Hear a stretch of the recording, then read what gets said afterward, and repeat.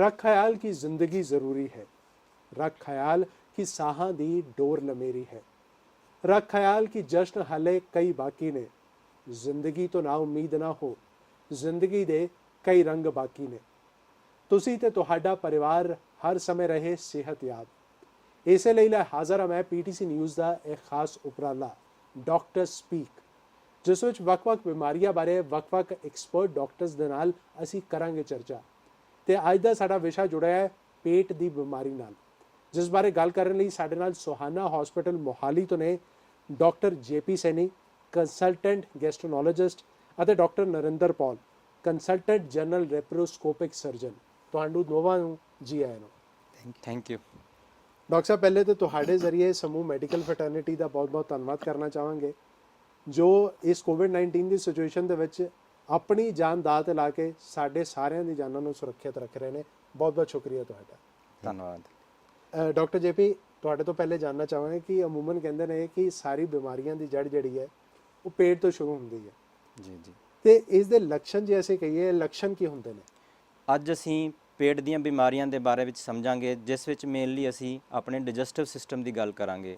Digestive system ਵਿੱਚ ਸਾਡੇ ਉਹ ਸਾਰੇ ਆਰਗਨ ਆਉਂਦੇ ਨੇ ਜਿਹੜੇ ਖਾਣਾ ਹਜਮ ਕਰਨ ਵਿੱਚ ਸਾਡੀ ਮਦਦ ਕਰਦੇ ਹਨ। ਇਸ ਵਿੱਚ ਸਾਡਾ ਮੂੰਹ, ਸਾਡਾ ਫੂਡ ਪਾਈਪ, ਛੋਟੀ ਆਂਤ, ਵੱਡੀ ਆਂਤ, ਲਿਵਰ, ਗੋਲ ਬਲੈਡਰ ਅਤੇ ਪੈਨਕ੍ਰੀਆਜ਼ ਆਦਿ ਸ਼ਾਮਿਲ ਹਨ। ਲਿਵਰ ਸਾਡੇ ਡਾਈਜੈਸਟਿਵ ਸਿਸਟਮ ਵਿੱਚ ਇੱਕ ਅਹਿਮ ਰੋਲ ਅਦਾ ਕਰਦਾ ਹੈ। ਇਹਨਾਂ ਵਿੱਚੋਂ ਕਿਸੇ ਵੀ ਆਰਗਨ ਵਿੱਚ ਖਰਾਬੀ ਹੋਣ 'ਤੇ ਸਾਨੂੰ ਬਾਰ-ਬਾਰ ਪੇਟ ਦਰਦ ਰਹਿਣਾ, ਭੁੱਖ ਨਾ ਲੱਗਣਾ, ਭਾਰ ਘਟਣਾ, ਬਾਰ-ਬਾਰ ਦਸਤ ਲੱਗਣਾ ਜਾਂ ਕਬਜ਼ ਹੋਣਾ ਅਤੇ ਪੀਲੀਆ ਆਦਿ ਬਿਮਾਰੀਆਂ ਹੋ ਸਕਦੀਆਂ ਹਨ। ਇਹਨਾਂ ਲੱਛਣਾਂ ਨੂੰ ਸਾਨੂੰ ਇਗਨੋਰ ਨਹੀਂ ਕਰਨਾ ਚਾਹੀਦਾ ਅਤੇ ਇਹਨਾਂ ਵਿੱਚੋਂ ਕੋਈ ਵੀ ਅਗਰ ਲੱਛਣ ਕਿਸੇ ਨੂੰ ਹੈ ਤਾਂ ਸਾਨੂੰ ਤੁਰੰਤ ਡਾਕਟਰੀ ਸਹਾਇਤਾ ਲੈਣੀ ਚਾਹੀਦੀ ਹੈ। ਡਾਕਟਰ ਨਰਿੰਦਰ, ਪੇਟ ਦਰਦ ਦੀ ਅਸੀਂ ਗੱਲ ਕਰੀਏ, ਅਕਸਰ ਲੋਕ ਕਹਿੰਦੇ ਨੇ ਮੈਨੂੰ ਪੇਟ ਦਰਦ ਦੀ ਸ਼ਿਕਾਇਤ ਹੋ ਰਹੀ ਹੈ, ਪਰ ਇਸ ਨੂੰ ਸੀਰੀਅਸਲੀ ਕਦੋਂ ਲੈਣਾ ਚਾਹੀਦਾ ਹੈ ਤੇ ਇਹ ਕਦ ਜਾਨਲੇਵਾ ਵੀ ਹੋ ਸਕਦਾ ਹੈ? ਨਿਖਿਲ ਜੀ, ਇੱਦਾਂ ਹੈ, ਜੋ ਡਾਕਟਰ JP ਨੇ ਹੁਣ ਗੱਲ ਕੀਤੀ ਹੈ, ਇਸੇ ਨੂੰ ਅੱਗੇ ਵਧਾਉਂਦੇ ਹੋਏ ਜੋ ਉਹਨਾਂ ਨੇ ਲੱਛਣ ਦੱਸੇ ਹੈ, ਉਹਨਾਂ 'ਚ ਸਭ ਤੋਂ ਕਾਮਨ ਲੱਛਣ ਜਿਸ ਦੇ ਨਾਲ ਮਰੀਜ਼ ਸਾਡੇ ਕੋਲ ਆਉਂਦੇ ਨੇ ਉਹ ਹੈ ਪੇਟ ਦਾ ਦਰਦ। ਪੇਟ ਦਾ ਦਰਦ ਬਹੁਤ ਸਾਰੇ ਕਾਰਨਾਂ ਕਰਕੇ ਹੋ ਸਕਦਾ ਹੈ। ਇਸ ਦਾ ਜੋ ਮੇਨ ਕਾਰਨ ਇਹ ਹੈ ਕਿ ਸਾਡੇ ਪੇਟ ਦੇ ਵਿੱਚ ਇੰਨੇ ਸਾਰੇ ਆਰਗਨ, ਇੰਨੇ ਸਾਰੇ ਅੰਗ ਨੇ ਕਿ ਉਹਨਾਂ ਦੇ ਕਿਸੇ ਦੇ ਵੀ ਖਰਾਬ ਹੋਣ ਕਰਕੇ ਪੇਟ ਦਾ ਦਰਦ ਹੋ ਸਕਦਾ ਹੈ। ਪੇਟ ਦਾ ਦਰਦ ਗਲੇ ਤੋਂ ਲੈ ਕੇ ਸ਼ੌਚ ਦੇ ਰਸਤੇ ਤੱਕ ਜਿੰਨੇ ਵੀ ਆਰਗਨ ਨੇ, ਉਹਨਾਂ 'ਚੋਂ ਕਿਸੇ ਵੀ ਆਰਗਨ ਦਾ ਜਾਂ ਕਿਸੇ ਵੀ ਅੰਗ ਦਾ ਖਰਾਬ ਹੋਣ ਦਾ ਇੱਕ ਲੱਛਣ ਹੈ। ਹੁਣ ਸਪੋਜ਼ਿਡਲੀ ਕਿਸੇ ਨੂੰ ਸਿੰਪਲੀ ਗੈਸ ਦੀ ਪ੍ਰੋਬਲਮ ਜਾਂ ਗੈਸਟਰਾਈਟਸ ਜਿਹਨੂੰ ਅਸੀਂ ਕਹਿੰਦੇ ਹਾਂ ਉਹ ਹੈ, ਜਿਸ ਦੇ ਵਿੱਚ ਉਹਨੂੰ ਅੱਪਰ ਅਬਡੋਮਨ ਯਾਨੀ ਉੱਪਰ ਦੇ ਪੇਟ ਦੇ ਵਿੱਚ ਦਰਦ ਹੁੰਦਾ ਹੈ। ਉਸੇ ਤਰ੍ਹਾਂ ਨਾਲ ਕਈ ਲੋਕਾਂ ਦੇ ਵਿੱਚ ਪਿੱਤੇ ਦੇ ਪੱਥਰੀ ਦਾ ਦਰਦ ਹੈ, ਉਹ ਇੱਕ ਪਾਸੇ ਹੁੰਦਾ ਹੈ। ਤੇ ਡਾਕਟਰ ਦੇ ਕੋਲ ਜਦ ਪੇਸ਼ੈਂਟ ਜਾਂਦਾ ਹੈ ਕਿ ਮੈਨੂੰ ਪੇਟ ਦਾ ਦਰਦ ਹੋ ਰਿਹਾ ਹੈ, ਤਾਂ ਆਮ ਤੌਰ 'ਤੇ ਜੋ ਡਾਕਟਰ ਹੈ ਸਭ ਤੋਂ ਪਹਿਲੇ ਉਹਨੂੰ ਚੰਗੀ ਤਰ੍ਹਾਂ ਉਹਦੀ ਜੋ ਕੰਪਲੇਂਟ ਹੈ ਉਹਨੂੰ ਸੁਣਦਾ ਹੈ ਅਤੇ ਉਹਦੇ ਹਿਸਾਬ ਨਾਲ ਅੰਦਾਜ਼ਾ ਲਗਾਉਂਦਾ ਹੈ ਕਿ ਇਹ ਜਿਹੜਾ ਦਰਦ ਹੈ ਇਹ ਕਿੱਥੋਂ ਆ ਰਿਹਾ ਹੋਏਗਾ ਜਾਂ ਇਹ ਕਿਸ ਕਾਰਨ ਕਰਕੇ ਹੋ ਰਿਹਾ ਹੋਏਗਾ। ਹੁਣ ਅਸੀਂ ਦੇਖੀਏ ਪੇਟ ਦੇ ਵਿੱਚ ਪੇਟ ਦੀ ਸਤ੍ਹਾ ਯਾਨੀ ਕਿ ਜੋ ਅਬਡੋਮਨਲ ਵਾਲ ਹੈ ਉੱਥੋਂ ਲੈ ਕੇ ਨੀਚੇ ਆਪਣੇ ਜੋ ਅੰਗ ਨੇ, ਆਰਗਨ ਨੇ, ਉਹਨਾਂ ਤੱਕ ਅਲੱਗ-ਅਲੱਗ ਤਰ੍ਹਾਂ ਦੇ ਅਲੱਗ-ਅਲੱਗ ਦਰਦ ਹੋ ਸਕਦੇ ਆ। ਜਿੱਦਾਂ ਕਿਸੇ ਨੂੰ ਅਗਰ ਪੇਟ ਦੇ ਸਕਿਨ ਦੇ ਉੱਪਰ ਵੀ ਇਨਫੈਕਸ਼ਨ ਹੈ, ਜਿੱਦਾਂ ਅਸੀਂ ਹਰਪੇਸ ਜ਼ੋਸਟਰ ਜਿਹਨੂੰ ਕਹਿੰਦੇ ਹਾਂ, ਜਿਹਨੂੰ ਜਨੇਊ ਕਹਿੰਦੇ ਹਾਂ, ਉਹਦਾ ਦਰਦ ਹੈ। ਕਈ ਲੋਕਾਂ ਨੂੰ ਮਾਸਪੇਸ਼ੀਆਂ ਦੇ ਵਿੱਚ, ਪੇਟ ਦੀ ਮਾਸਪੇਸ਼ੀਆਂ 'ਚ ਦਰਦ ਹੋ ਰਿਹਾ ਹੈ, ਜਿੱਦਾਂ ਹਰਨੀਆਂ ਦਾ ਦਰਦ ਹੋ ਜਾਂਦਾ ਹੈ। ਕੁਛ ਲੋਕਾਂ ਨੂੰ ਉਹਦੇ ਅੰਦਰ ਜਿਹੜੇ ਆਰਗਨ ਹੈ, ਜਿੱਦਾਂ ਪੇਟ ਜਿਹਨੂੰ ਸਟਮਕ ਅਸੀਂ ਕਹਿੰਦੇ ਹਾਂ, ਉਹਦੇ ਵਿੱਚ ਅਗਰ ਅਲਸਰ ਨੇ ਜਾਂ ਜੋ ਛੋਟੀ ਆਂਤਰ ਦੇ ਵਿੱਚ ਅਲਸਰ ਨੇ ਉਹਨਾਂ ਕਰਕੇ ਦਰਦ ਹੁੰਦਾ, ਜਿਹਨਾਂ ਨੂੰ ਅਸੀਂ ਆਮ ਲੈਂਗੁਏਜ ਵਿੱਚ ਕਹਿ ਦਿੰਦੇ ਹਾਂ ਕਿ ਇਹਨਾਂ ਨੂੰ ਅਲਸਰ ਦਾ ਪੇਨ ਹੋ ਰਿਹਾ। ਕੁਛ ਲੋਕਾਂ ਦੇ ਵਿੱਚ ਅਸੀਂ ਕਹਿੰਦੇ ਹਾਂ ਕਿ ਇਹਨਾਂ ਨੂੰ ਅਪੈਂਡਿਕਸ ਦਾ ਦਰਦ ਉੱਠ ਗਿਆ। ਉਹਦਾ ਮਤਲਬ ਹੁੰਦਾ ਹੈ ਕਿ ਛੋਟੀ ਆਂਤਰ ਦੇ ਵਿੱਚ ਇੱਕ ਹਿੱਸਾ ਹੈ ਅਪੈਂਡਿਕਸ, ਜਿਹਦਾ ਕਿ ਦਰਦ ਹੋ ਸਕਦਾ ਹੈ। ਯਾਨੀ ਕਿ ਦਰਦ ਜਿਹੜਾ ਆ ਉਹ ਪੇਟ ਦੇ ਵਿੱਚ ਕਿੱਥੇ ਹੋ ਰਿਹਾ, ਉਸ ਲੋਕੇਸ਼ਨ ਦੇ ਹਿਸਾਬ ਨਾਲ ਸਾਨੂੰ ਅੰਦਾਜ਼ਾ ਲਗਾਉਂਦੇ ਹਾਂ ਅਸੀਂ ਕਿ ਇਹ ਕਿੱਥੇ ਦਾ ਹੋਏਗਾ। ਦੂਸਰਾ, ਅਦਰ ਦੈਨ ਲੋਕੇਸ਼ਨ, ਜੋ ਦੂਸਰੀ ਚੀਜ਼ ਹੈ ਅਸੀਂ ਦੇਖਦੇ ਹਾਂ ਕਿ ਕਿੰਨਾ ਸੀਵੀਅਰ ਦਰਦ ਔਰ ਕਿੰਨੀ ਜਲਦੀ ਉੱਠਿਆ ਹੈ ਔਰ ਉਹ ਕਿੰਨੀ ਜਲਦੀ ਵਧਿਆ ਹੈ। ਯਾਨੀ ਕਿ ਅਗਰ ਦਰਦ ਅਚਾਨਕ ਨਾਲ ਸ਼ੁਰੂ ਹੁੰਦਾ ਹੈ ਔਰ ਇੱਕਦਮ ਨਾਲ ਬਹੁਤ ਤੇਜ਼ੀ ਨਾਲ ਵੱਧਦਾ ਹੈ ਔਰ ਉਹ ਕਿਸੇ ਵੀ ਦਵਾਈ ਨਾਲ ਠੀਕ ਨਹੀਂ ਹੋ ਰਿਹਾ, ਇਹੋ ਜਿਹਾ ਦਰਦ ਖਤਰਨਾਕ ਹੋ ਸਕਦਾ ਹੈ। ਇਸ ਕਰਕੇ ਜਦ ਵੀ ਕਿਸੇ ਨੂੰ ਪੇਟ ਦਾ ਦਰਦ ਹੋਵੇ, ਉਹ ਚਾਹੀਦਾ ਹੈ ਕਿ ਉਹ ਜਾ ਕੇ ਡਾਕਟਰ ਨੂੰ ਆਪਣਾ ਚੈੱਕਅਪ ਕਰਾਵੇ। ਡਾਕਟਰ ਪਹਿਲੇ ਉਹਦੀ ਹਿਸਟਰੀ ਲੈ ਕੇ, ਉਹਦੀ ਜਾਂਚ ਕਰਕੇ, ਫਿਰ ਅੱਗੇ ਖੂਨ ਦੀ ਜਾਂਚ ਜਾਂ ਬਲੱਡ ਟੈਸਟ ਕਰਾ ਕੇ ਜਾਂ ਬਾਕੀ ਟੈਸਟ ਕਰਾ ਕੇ ਇੱਕ ਨਤੀਜੇ ਤੇ ਪਹੁੰਚੇ ਕਿ ਇਹ ਦਰਦ ਕਿਸ ਕਾਰਨ ਹੋ ਰਿਹਾ ਹੈ। ਬਿਲਕੁਲ ਡਾਕਟਰ ਸਾਹਿਬ, ਤੁਸੀਂ ਬਹੁਤ ਹੀ ਵਿਸਤਾਰਪੂਰਵਕ ਪੇਟ ਦੇ ਦਰਦ ਨੂੰ ਲੈ ਕੇ ਜਾਣਕਾਰੀ ਤੇ ਦਿੱਤੀ ਹੈ। ਤੇ ਡਾਕਟਰ ਜੇਪੀ, ਇੱਥੇ ਇਹ ਜਾਣਨਾ ਚਾਹਾਂਗਾ ਕਿ ਜੇ ਕਿਸੇ ਨੂੰ ਪੇਟ ਦਾ ਦਰਦ ਹੋ ਰਿਹਾ ਹੈ ਤਾਂ ਉਹਨੂੰ ਕੀ ਕਰਨਾ ਚਾਹੀਦਾ ਹੈ ਤੇ ਟੈਸਟ ਕਿਹੜੇ-ਕਿਹੜੇ ਕਰਵਾਉਣੇ ਚਾਹੀਦੇ ਨੇ? ਇਹ ਬਹੁਤ ਵਧੀਆ ਸਵਾਲ ਪੁੱਛਿਆ ਤੁਸੀਂ। ਦੇਖੋ, ਸਾਨੂੰ ਆਪਣੇ ਆਪ ਕਦੀ ਵੀ ਕੋਈ ਟੈਸਟ ਨਹੀਂ ਕਰਾਉਣਾ ਚਾਹੀਦਾ। ਅਗਰ ਕਿਸੇ ਨੂੰ ਬਾਰ-ਬਾਰ ਪੇਟ 'ਚ ਦਰਦ ਹੋ ਰਿਹਾ ਹੈ ਤਾਂ ਸਾਨੂੰ ਡਾਕਟਰੀ ਸਲਾਹ ਜ਼ਰੂਰ ਲੈਣੀ ਚਾਹੀਦੀ ਹੈ। ਸਾਡੇ ਲੋਕਾਂ ਵਿੱਚ ਇੱਕ ਗਲਤ ਧਾਰਨਾ ਹੈ ਕਿ ਅਲਟਰਾਸਾਊਂਡ ਤੋਂ ਸਾਰੀਆਂ ਪੇਟ ਦੀਆਂ ਬਿਮਾਰੀਆਂ ਦਾ ਪਤਾ ਲੱਗ ਜਾਂਦਾ ਹੈ, ਪਰ ਇਹ ਗਲਤ ਹੈ। ਕਈ ਵਾਰੀ ਸਾਨੂੰ ਅਲਟਰਾਸਾਊਂਡ ਤੋਂ ਇਲਾਵਾ ਸੀਟੀ ਸਕੈਨ, MRI, ਐਂਡੋਸਕੋਪੀ ਜਾਂ ਕਲੋਨੋਸਕੋਪੀ ਆਦਿ ਹੋਰ ਟੈਸਟ ਵੀ ਕਰਨੇ ਪੈਂਦੇ ਨੇ, ਜਾਂ ਕਈ ਵਾਰੀ ਸਿੰਪਲ ਇੱਕ ਬਲੱਡ ਟੈਸਟ ਤੋਂ ਹੀ ਅਸੀਂ ਕਈ ਵਾਰੀ ਬਿਮਾਰੀਆਂ ਦਾ ਪਤਾ ਲਗਾ ਸਕਦੇ ਹਾਂ। ਸੁਹਾਨਾ ਹਸਪੀਟਲ ਵਿੱਚ ਸਾਡੇ ਕੋਲੋਂ state of the art latest techniques available ਹਨ, ਜਿਨ੍ਹਾਂ ਨਾਲ ਅਸੀਂ ਆਸਾਨੀ ਨਾਲ ਕਿਸੇ ਵੀ ਮਰੀਜ਼ ਦੀ ਬਿਮਾਰੀ ਦਾ ਪਤਾ ਲਗਾ ਸਕਦੇ ਹਾਂ ਅਤੇ ਤੁਰੰਤ ਉਸ ਦਾ ਉਪਚਾਰ ਕਰ ਸਕਦੇ ਹਾਂ। ਕਈ ਵਾਰੀ ਸਾਨੂੰ ਅਗਰ ਡਾਇਗਨੋਸਿਸ ਨਾ ਬਣੇ ਤਾਂ ਲੈਪਰੋਸਕੋਪੀ ਦੀ ਹੈਲਪ ਲੈਣੀ ਪੈਂਦੀ ਹੈ, ਜਿਸ ਬਾਰੇ ਡਾਕਟਰ ਨਰਿੰਦਰ ਤੁਹਾਨੂੰ ਦੱਸਣਗੇ। ਪੇਟ ਦੀ ਬਿਮਾਰੀਆਂ ਜਿੱਦਾਂ ਡਾਕਟਰ ਜੇਪੀ ਦੱਸ ਰਿਹਾ ਕਿ ਉਹਨਾਂ ਦੇ ਵਿੱਚ ਟੈਸਟ ਕਰਾਉਣੇ ਪੈਂਦੇ ਆ। ਖੂਨ ਦੀ ਜਾਂਚ ਕੁਝ ਇਹੋ ਜਿਹੀਆਂ ਜੋ ਡਾਕਟਰ ਸਾਹਿਬ ਨੇ ਦੱਸੀਆਂ ਕਿ ਜਿਨ੍ਹਾਂ ਨਾਲ ਸਾਨੂੰ ਇਹ ਪਤਾ ਲੱਗ ਜਾਂਦਾ ਹੈ ਕਿ ਦਰਦ ਜਾਂ ਬਾਕੀ ਜੋ ਸਿੰਪਟਮ ਆ ਰਹੇ ਕਿੱਥੋਂ ਆ ਰਹੇ ਆ। ਜੋ ਸਾਡਾ ਐਜ਼ ਅ ਸਰਜਨ ਰੋਲ ਹੈ ਇਨ ਇਨਵੈਸਟੀਗੇਸ਼ਨ, ਯਾਨੀ ਕਿ ਚੀਜ਼ ਦਾ ਪਤਾ ਲਾਉਣ ਵਾਸਤੇ, ਉਸ ਦੇ ਵਿੱਚ ਜੋ ਨਵੀਂ ਚੀਜ਼ ਆਈ ਹੈ ਉਹ ਹੈ ਲੈਪਰੋਸਕੋਪੀ। ਲੈਪਰੋਸਕੋਪੀ ਦੇ ਵਿੱਚ ਅਸੀਂ ਇੱਕ ਛੋਟਾ ਜਿਹਾ ਹੋਲ ਕਰਕੇ ਪੇਟ ਦੇ ਵਿੱਚ ਉਹਦੇ ਥਰੂ ਕੈਮਰਾ ਪਾ ਕੇ ਪੇਟ ਦੇ ਜੋ ਅੰਗ ਨੇ ਉਹਨਾਂ ਨੂੰ ਦੇਖ ਸਕਦੇ ਹਾਂ ਔਰ ਦੇਖ ਕੇ ਅੰਦਾਜ਼ਾ ਲਗਾ ਸਕਦੇ ਹਾਂ ਕਿ ਕਿਸ ਆਰਗਨ ਕਰਕੇ ਉਹ ਪ੍ਰੋਬਲਮ ਆ ਰਹੀ ਹੈ। ਔਰ ਇਸ ਦਾ ਇੱਕ फ़ायदा ਇਹ ਹੈ ਕਿ ਅਸੀਂ ਉਸੇ ਦੌਰਾਨ ਉਸ ਦਾ ਉਪਚਾਰ ਜਾਂ ਸਰਜਰੀ ਕਰ ਸਕਦੇ ਹਾਂ। ਇਸ ਤੋਂ ਇਲਾਵਾ ਲੈਪਰੋਸਕੋਪੀ ਨਾਲ ਅਗਰ ਪੇਟ ਦੇ ਵਿੱਚ ਸਾਨੂੰ ਸ਼ੱਕ ਹੈ ਕਿ ਇਹਦੇ ਵਿੱਚ ਕੈਂਸਰ ਹੋ ਸਕਦਾ ਹੈ ਤੇ ਲੈਪਰੋਸਕੋਪੀ ਕਰਕੇ ਯਾਨੀ ਦੂਰਬੀਨ ਨਾਲ ਅੰਦਰ ਜਾਂਚ ਕਰਕੇ ਉਸ ਹਿੱਸੇ ਤੋਂ ਕੋਈ ਪੀਸ ਲੈ ਕੇ ਬਾਇਓਪਸੀ ਕਰ ਸਕਦੇ ਹਾਂ, ਜੋ ਕਿ ਬਾਅਦ 'ਚ ਇਸ ਗੱਲ ਨੂੰ ਕਨਫਰਮ ਕਰਦਾ ਹੈ ਕਿ ਉਹ ਕੈਂਸਰ ਹੈ ਤੇ ਕਿੱਦਾਂ ਦਾ ਕੈਂਸਰ ਹੈ, ਤਾਂ ਕਿ ਉਹਦਾ ਇਲਾਜ ਹੋ ਸਕੇ। ਤੇ ਐਜ਼ ਅ ਸਰਜਨ ਅਸੀਂ ਲੈਪਰੋਸਕੋਪੀ ਨੂੰ ਕਾਫੀ ਯੂਜ਼ ਕਰਦੇ ਹਾਂ, ਕਿਉਂਕਿ ਇਹਦੇ ਵਿੱਚ ਪੇਟ ਦੇ ਵਿੱਚ ਬਹੁਤ ਵੱਡਾ ਚੀਰਾ ਨਹੀਂ ਦੇਣਾ ਪੈਂਦਾ ਔਰ ਛੋਟੇ ਜਿਹੇ ਕੱਟ 'ਚੋਂ ਅਸੀਂ ਪਤਾ ਲਗਾ ਸਕਦੇ ਹਾਂ ਕਿ ਬਿਮਾਰੀ ਕੀ ਹੈ। ਤੇ ਡਾਕਟਰ ਨਰਿੰਦਰ, ਅੱਜ ਕੱਲ੍ਹ ਆਮ ਇਹ ਵੀ ਗੱਲ ਸੁਣਨ ਨੂੰ ਮਿਲਦੀ ਹੈ ਕਿ ਪੇਟ ਦੇ ਵਿੱਚ ਜਿਹਨੂੰ ਪਿੱਤੇ 'ਚ ਜਿਹਨੂੰ ਕਹਿੰਦੇ ਉਹ ਪੱਥਰੀ ਹੋ ਗਈ ਹੈ, ਤੇ ਉਹ ਪਿੱਤੇ ਦੀ ਪੱਥਰੀ ਦਾ ਮੁੱਖ ਕਾਰਨ ਜਿਹੜਾ ਉਹ ਕੀ ਹੋ ਸਕਦਾ ਤੇ ਇਸ ਦਾ ਇਲਾਜ ਕੀ ਹੈ?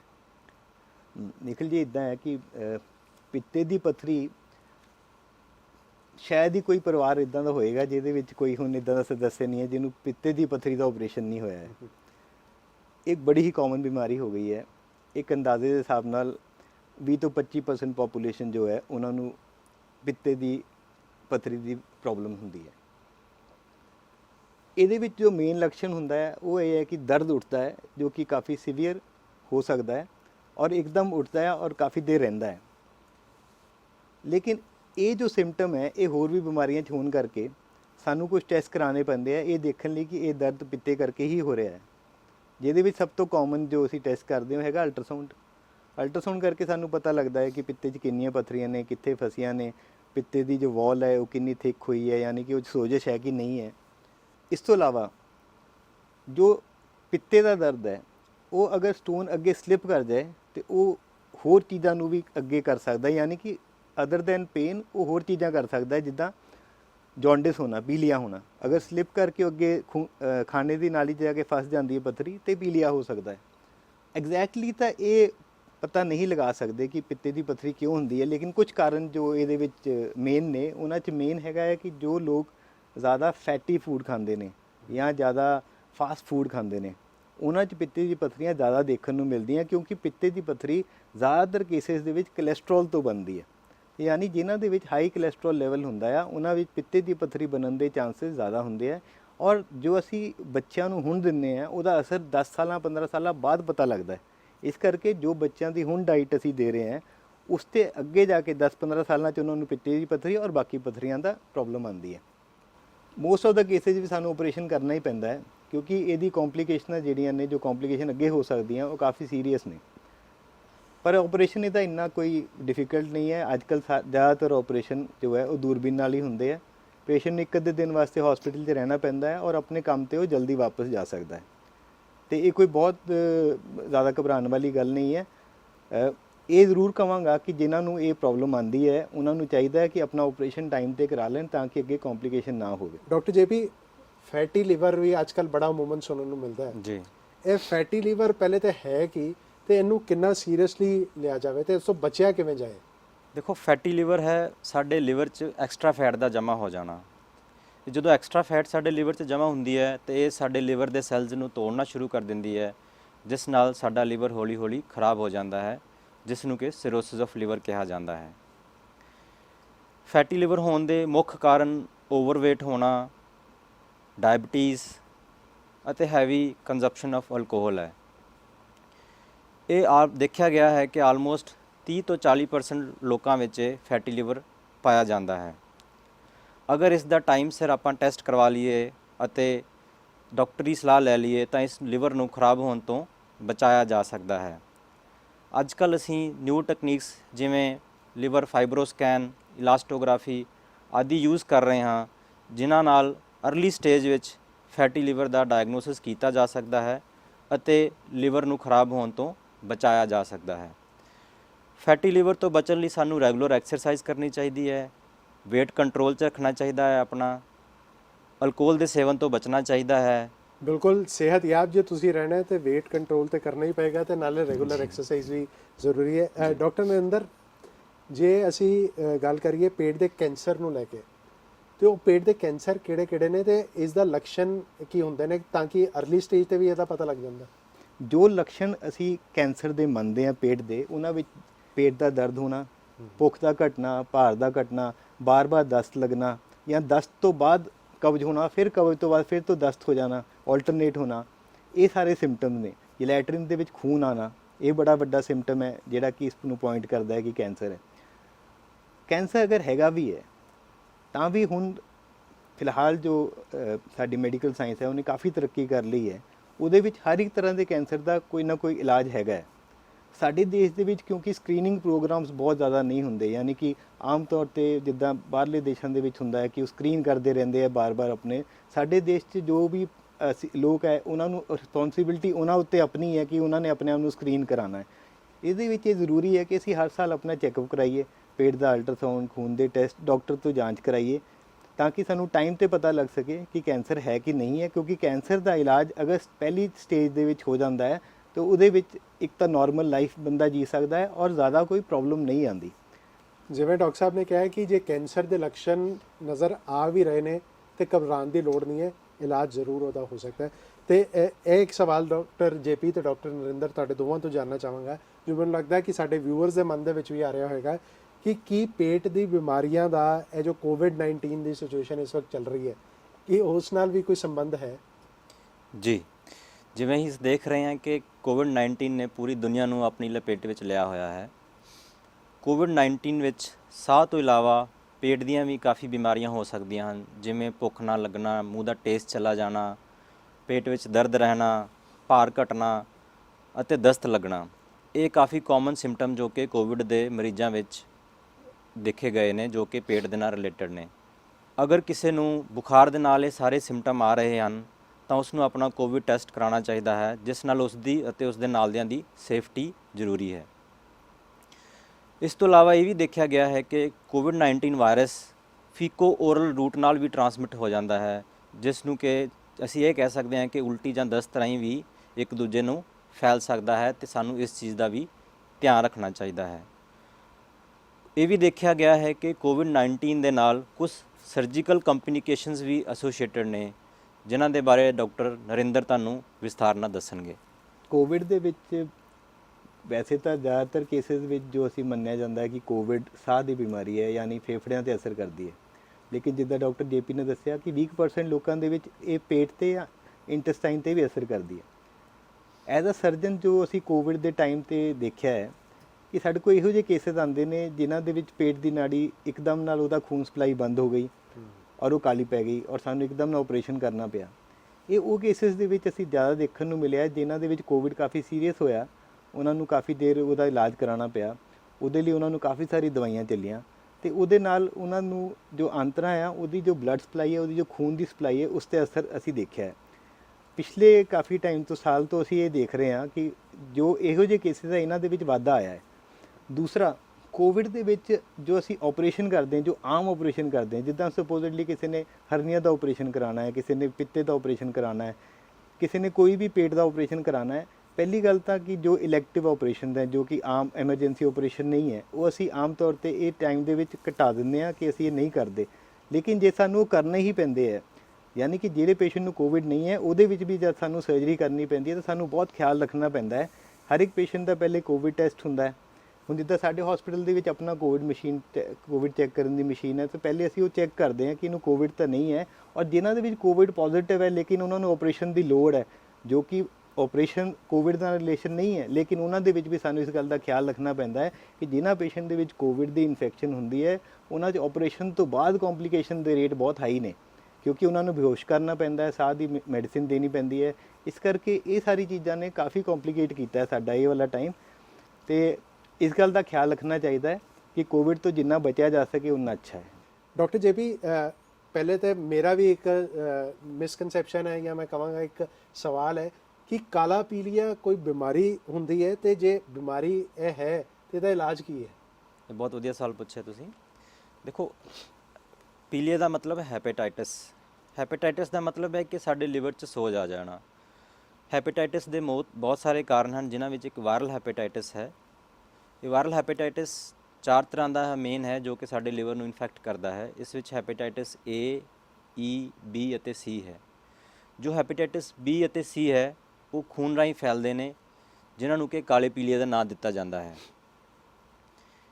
ਇਹਨਾਂ ਨੂੰ ਕਾਲਾ ਪੀਲੀਆ ਇਸ ਲਈ ਕਿਹਾ ਜਾਂਦਾ ਹੈ ਕਿਉਂਕਿ ਅਗਰ ਲੰਬੇ ਸਮੇਂ ਤੱਕ ਇਹਨਾਂ ਦਾ ਇਲਾਜ ਨਾ ਕੀਤਾ ਜਾਏ ਤਾਂ ਇਹ ਸਾਡੇ ਲਿਵਰ ਨੂੰ ਖਰਾਬ ਕਰ ਦਿੰਦੇ ਨੇ, ਜਿਸ ਨੂੰ ਕਿ ਲਿਵਰ ਸਿਰੋਸਿਸ ਕਿਹਾ ਜਾਂਦਾ ਹੈ, ਜਿਸ ਨੂੰ ਕਿ ਦੁਬਾਰਾ ਠੀਕ ਨਹੀਂ ਕੀਤਾ ਜਾ ਸਕਦਾ ਅਤੇ ਇਹ ਬਿਮਾਰੀ ਹੌਲੀ ਹੌਲੀ ਜਾਨਲੇਵਾ ਹੋ ਸਕਦੀ ਹੈ।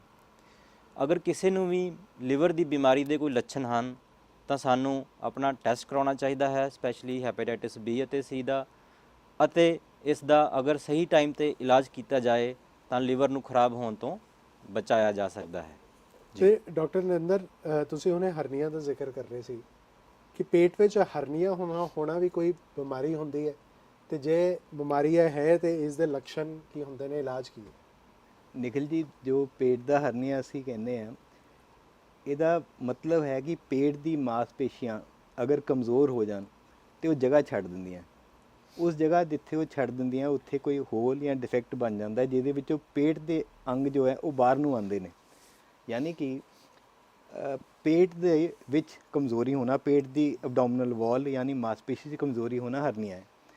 ਇਸ ਦੇ ਕਾਰਨ ਹੋ ਸਕਦੇ ਆ ਜਿਹੜੇ ਲੋਕ ਸਮੋਕਿੰਗ ਕਰਦੇ ਆ ਉਹਨਾਂ ਵਿੱਚ ਇਹ ਬੜਾ ਕਾਮਨ ਹੈ, ਜਾਂ ਫਿਰ ਜਿਨ੍ਹਾਂ ਨੇ ਕੋਈ ਇੱਦਾਂ ਦਾ ਕੰਮ ਕਰਨਾ ਹੈ ਜਿਹਦੇ 'ਚ ਬਹੁਤ ਜ਼ੋਰ ਲੱਗਦਾ ਹੈ, ਉਹਨਾਂ ਵਿੱਚ ਹਰਨੀਆ ਕਿੱਥੇ ਹੋ ਸਕਦਾ ਹੈ? ਆਮ ਤੌਰ ਤੇ ਜੋ ਪੇਟ ਦੇ ਹਿੱਸੇ ਜਿੱਥੇ ਵੀਕਨੈਸ ਹੈ, ਜਿੱਦਾਂ ਧੁੰਨੀ ਦਾ ਹਿੱਸਾ ਜਾਂ ਫਿਰ ਅੰਬਲਾਈਕਸ ਜਿਹਨੂੰ ਕਹਿੰਦੇ ਆ, ਜਾਂ ਨਾਭੀ ਜਿਹਨੂੰ ਕਹਿੰਦੇ ਆ, ਉਹ ਹਿੱਸਾ ਤੇ ਉਹਦੇ ਆਸ-ਪਾਸ ਦਾ ਹਿੱਸਾ, ਇੱਥੇ ਕਮਜ਼ੋਰੀ ਹੁੰਦੀ ਹੈ। ਉਹਦੇ ਵਿੱਚੋਂ ਅਗਰ ਕੋਈ ਮਾਸਪੇਸ਼ੀ ਜਗ੍ਹਾ ਛੱਡ ਦਿੰਦੀ ਹੈ ਤੇ ਜੋ ਅੰਦਰੋਂ ਦੀ ਬਾਹਰ ਪੇਟ ਦਾ ਸਮਾਨ ਜਾਂ ਪੇਟ ਦੇ ਜੋ ਇੰਟੈਸਟਾਈਨ ਜਾਂ ਕੁਝ ਬਾਹਰ ਆਉਂਦੀ ਹੈ ਉਹਨੂੰ ਹਰਨੀਆ ਕਹਿੰਦੇ। ਉਸੇ ਤਰ੍ਹਾਂ ਨਾਲ ਆਦਮੀਆਂ ਵਿੱਚ ਨੀਚੇ ਨਲਾਂ ਦੇ ਕੋਲ ਦੋਨੋਂ ਪਾਸੇ ਕਮਜ਼ੋਰੀ ਹੈ, ਜੋ ਕਿ ਬਚਪਨ ਤੋਂ ਹੀ ਹੁੰਦੀ ਹੈ, ਲੇਕਿਨ ਅਗਰ ਉਹਨਾਂ ਨੂੰ ਕੋਈ ਇੱਦਾਂ ਦੀ ਪ੍ਰੋਬਲਮ ਆਉਂਦੀ ਹੈ ਕਿ ਜਿਹਦੇ ਕਰਕੇ ਪੇਟ ਦੇ ਵਿੱਚ ਉੱਥੇ ਵੀਕਨੈਸ ਆ ਜਾਏ ਤੇ ਉਹਦੇ ਵਿੱਚੋਂ ਹਰਨੀਆ ਬਣ ਜਾਂਦਾ ਹੈ। ਹਰਨੀਆ ਇੱਕ ਇਹੋ ਜਿਹੀ ਪ੍ਰੋਬਲਮ ਹੈ ਕਿ ਜਿਹਦਾ ਇਲਾਜ ਸਿਰਫ ਸਰਜੀਕਲ ਹੈ, ਯਾਨੀ ਕਿ ਇਹਦਾ ਕੋਈ ਮੈਡੀਕਲ ਇਲਾਜ ਨਹੀਂ ਹੈ। ਉਹ ਇਹਦਾ ਕਾਰਨ ਇਹ ਕਿਉਂਕਿ ਇਹ ਇੱਕ ਮਕੈਨੀਕਲ ਬਿਮਾਰੀ ਹੈ, ਇਹਦੇ ਵਿੱਚ ਜੋ ਡਿਫੈਕਟ ਹੈ, ਇਹਦੇ ਵਿੱਚ ਜੋ ਪ੍ਰੋਬਲਮ ਹੈ ਉਹ ਮਕੈਨੀਕਲ ਹੈ, ਤਾਂ ਇਲਾਜ ਵੀ ਮਕੈਨੀਕਲ ਹੈ। ਯਾਨੀ ਕਿ ਜਿੱਥੋਂ ਵੀ ਅਗਰ ਵੀਕਨੈਸ ਆਈ ਹੈ ਸਾਨੂੰ ਉਸ ਹਿੱਸੇ ਨੂੰ ਬੰਦ ਕਰਨਾ ਪੈਂਦਾ ਹੈ, ਔਰ ਆਮ ਤੌਰ ਤੇ ਸਾਨੂੰ ਕਿਸੇ ਜਾਲੀ ਦੇ ਨਾਲ ਜਾਂ ਜਿਹਨੂੰ ਅਸੀਂ ਮੈਸ਼ ਕਹਿੰਦੇ ਆ ਉਹਦੇ ਨਾਲ ਉਹਨੂੰ ਰੀਇਨਫੋਰਸ ਕਰਨਾ ਪੈਂਦਾ, ਯਾਨੀ ਉਹਦੇ ਉੱਤੇ ਉਹ ਮੈਸ਼ ਲਗਾਉਣੀ ਪੈਂਦੀ ਹੈ ਤਾਂ ਕਿ ਉਹ ਇੰਨਾ ਸਟਰੋਂਗ ਹੋ ਜਾਏ ਕਿ ਹਰਨੀਆ ਬੰਦ ਹੋ ਜਾਏ। ਯਾਨੀ ਕਿ ਹਰਨੀਆ ਦੇ ਵਿੱਚ ਕੋਈ ਚੀਜ਼ ਪੇਟ ਦੇ ਵਿੱਚੋਂ ਬਾਹਰ ਨਹੀਂ ਕੱਢੀ ਜਾਂਦੀ। ਇਹ ਕੋਈ ਇਹੋ ਜਿਹੀ ਚੀਜ਼ ਨਹੀਂ ਹੈ ਕਿ ਪੇਟ ਦਾ ਕੋਈ ਅੰਗ ਅਸੀਂ ਬਾਹਰ ਕੱਢਦੇ ਹਾਂ, ਸਿਰਫ ਅਸੀਂ ਉਸ ਡਿਫੈਕਟ ਨੂੰ ਬੰਦ ਕਰਦੇ ਹਾਂ। ਔਰ ਇਸ ਡਿਫੈਕਟ ਨੂੰ ਬੰਦ ਕਰਨ ਲਈ ਜੋ ਹੁਣ ਲੇਟੈਸਟ ਟੈਕਨੋਲੋਜੀ ਹੈ ਉਹ ਹੈ ਲੈਪਰੋਸਕੋਪੀ, ਯਾਨੀ ਦੂਰਬੀਨ ਦੇ ਨਾਲ। ਜ਼ਿਆਦਾਤਰ ਕੇਸਿਸ ਦੇ ਵਿੱਚ ਜੋ ਹਰਨੀਆ ਦਾ ਆਪਰੇਸ਼ਨ ਹੈ ਉਹ ਦੂਰਬੀਨ ਨਾਲ ਪੋਸੀਬਲ ਹੈ, ਔਰ ਸਾਡੇ ਹਸਪੀਟਲ ਦੇ ਵਿੱਚ ਵੀ ਲੇਟੈਸਟ 4K ਟੈਕਨੋਲੋਜੀ ਦਾ ਲੈਪਰੋਸਕੋਪੀ ਹੈ, ਜਿਹਦੇ ਨਾਲ ਕਿ ਇਹ ਆਪਰੇਸ਼ਨ ਬੜੇ ਸਿੰਪਲ, ਬੜੇ ਆਰਾਮ ਨਾਲ ਔਰ ਬੜੇ ਸੇਫਲੀ ਕੀਤੇ ਜਾ ਸਕਦੇ ਨੇ।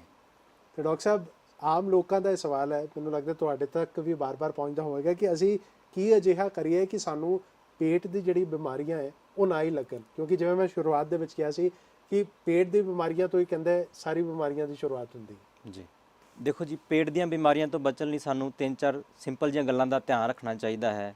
ਜਿਵੇਂ ਕਿ ਫਸਟ ਹੈ ਬੈਲੈਂਸ ਡਾਈਟ। ਆਪਣਾ ਸਪਾਈਸੀ ਫਰਾਈਡ ਫੂਡ ਤੋਂ ਬਚਣਾ ਚਾਹੀਦਾ ਹੈ ਅਤੇ ਰੈਗੂਲਰ ਆਪਣੇ 3 ਮੀਲਸ ਆਪਾਂ ਨੂੰ ਪੂਰੇ ਦਿਨ 'ਚ ਜੋ ਕਿ ਲੈਣੇ ਚਾਹੀਦੇ ਨੇ। ਰੈਗੂਲਰ ਐਕਸਰਸਾਈਜ਼ ਕਰਨੀ ਚਾਹੀਦੀ ਹੈ। weight ਨੂੰ ਕੰਟਰੋਲ 'ਚ ਰੱਖੋ, ਡਾਇਬਟੀਜ਼ ਨੂੰ ਕੰਟਰੋਲ 'ਚ ਰੱਖੋ, ਅਲਕੋਹਲ ਦਾ ਜ਼ਿਆਦਾ ਸੇਵਨ ਨਾ ਕਰੋ ਅਤੇ ਆਪਣੇ ਰੈਗੂਲਰ ਹੈਲਥ ਚੈੱਕਅਪ ਕਰਾਉਂਦੇ ਰਹੋ। ਫਿਰ ਵੀ ਅਗਰ ਕਿਸੇ ਨੂੰ ਕੋਈ ਪੇਟ ਦਾ ਕੋਈ ਸਿੰਪਟਮ ਬਾਰ-ਬਾਰ ਤੰਗ ਕਰ ਰਿਹਾ ਹੈ, ਪਰੇਸ਼ਾਨ ਕਰ ਰਿਹਾ ਹੈ, ਅਤੇ ਗੂਗਲ ਜਾਂ WhatsApp ਤੋਂ ਪਹਿਲਾਂ ਡਾਕਟਰੀ ਸਹਾਇਤਾ ਜ਼ਰੂਰ ਲਓ, ਜਿਸ ਨਾਲ ਕਿ ਇਸ ਨੂੰ ਵਧਣ ਤੋਂ ਬਚਾਇਆ ਜਾ ਸਕਦਾ ਹੈ। ਬਿਲਕੁਲ, ਜਿਵੇਂ ਡਾਕਟਰ ਸਾਹਿਬ ਨੇ ਕਿਹਾ ਹੈ ਕਿ ਆਪ ਆਪਣੇ ਡਾਕਟਰ ਨਹੀਂ ਬਣਨਾ ਹੈ, ਇਲਾਜ ਕਰਵਾਉਣਾ ਹੈ। ਜੇ ਤੁਹਾਨੂੰ ਕਿਸੇ ਤਰ੍ਹਾਂ ਦਾ ਵੀ ਪੇਟ ਨਾਲ ਜੁੜੇ ਹੋਏ ਕੋਈ ਵੀ ਸਿੰਪਟਮ ਜਿਹੜੇ ਨੇ ਉਹ ਨਜ਼ਰ ਆਉਂਦੇ ਨੇ। ਡਾਕਟਰ ਸਾਹਿਬ, ਤੁਹਾਡਾ ਬਹੁਤ-ਬਹੁਤ ਧੰਨਵਾਦ ਇੰਨੀ ਅਹਿਮ ਜਾਣਕਾਰੀਆਂ ਸਾਡੇ ਨਾਲ ਸਾਂਝੀਆਂ ਕਰਨ ਲਈ। ਬਹੁਤ-ਬਹੁਤ ਸ਼ੁਕਰੀਆ। ਥੈਂਕ ਯੂ ਜੀ, ਥੈਂਕ ਯੂ। ਜ਼ਿੰਦਗੀ ਨੂੰ ਜ਼ਿੰਦਾਬਾਦ ਕਹਿਣਾ ਹੈ ਤੇ ਆਪਣੀ ਸਿਹਤ ਦਾ, ਆਪਣੇ ਪਰਿਵਾਰ ਦੀ ਸਿਹਤ ਦਾ ਬਿਲਕੁਲ ਧਿਆਨ ਰੱਖਣਾ ਹੈ। ਤੇ ਜ਼ਰੂਰ ਤੁਸੀਂ ਅਗਲੇ ਹਫਤੇ ਵੀ ਵੇਖਣਾ ਹੈ ਡਾਕਟਰ ਸਪੀਕ। ਇੱਕ ਹੋਰ ਬਿਮਾਰੀ ਬਾਰੇ ਅਸੀਂ ਕਰਾਂਗੇ ਐਕਸਪਰਟ ਡਾਕਟਰਸ ਦੇ ਨਾਲ ਚਰਚਾ। ਵੇਖਣਾ ਭੁੱਲਿਓ ਨਾ, ਹਰ ਸੰਡੇ ਸ਼ਾਮ 5 ਵਜੇ ਸਿਰਫ PTC ਨਿਊਜ਼ ਤੇ। ਦਿਓ ਇਜਾਜ਼ਤ, ਰੱਬ ਰਾਖਾ।